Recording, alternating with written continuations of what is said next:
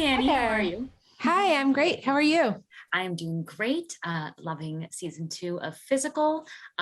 Obviously, I very much root for Sheila and I want her, to go on this journey of self-empowerment.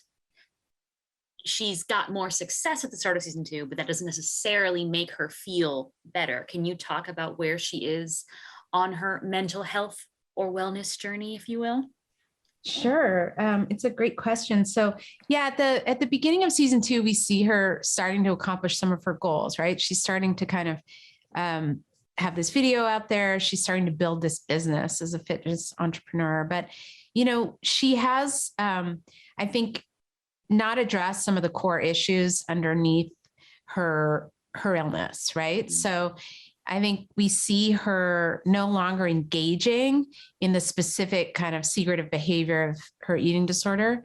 Um, but because she hasn't really dug in and addressed the core issues behind it, she's replaced it with another destructive and compulsive behavior. So that pattern is still there. And that was an important thing we wanted to explore in the season, to really kind of have a more authentic understanding of the lived experience of an eating disorder, which is really that it is about the underlying issues more than it is about the behavior. So we have the whole season to really see her sort of dig in and grapple with those core issues, to experience a real growth and a real recovery.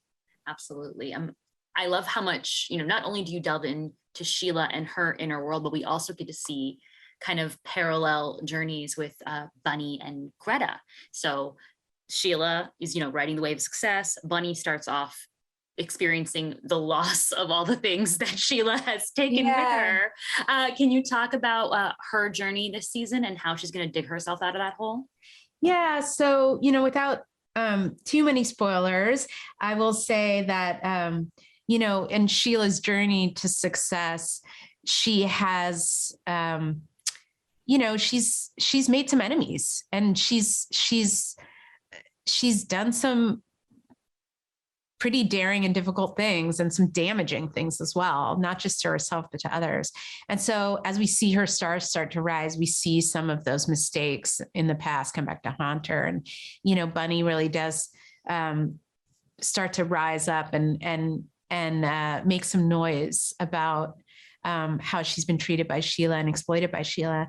And so that conflict is, one of the big stories of the second season, is what she does with that. And so Sheila has a lot of vulnerabilities that we know of because we have access to her in her thoughts, that if she creates an enemy, they can really exploit those vulnerabilities. So we'll see that happen this season.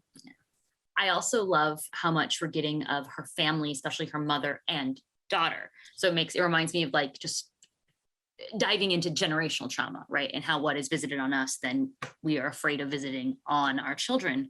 Can you talk about this family dynamic for Sheila in season 2?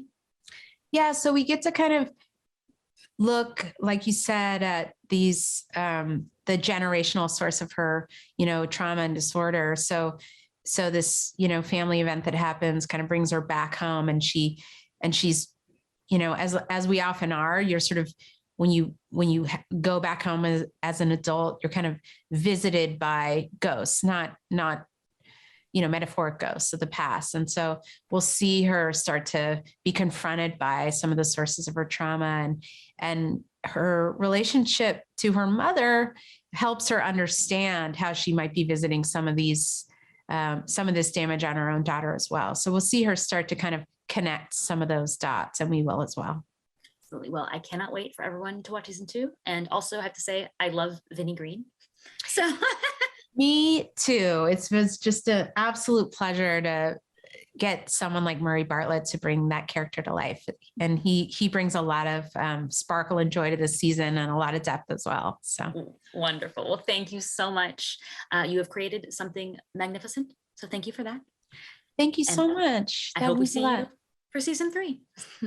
Me too.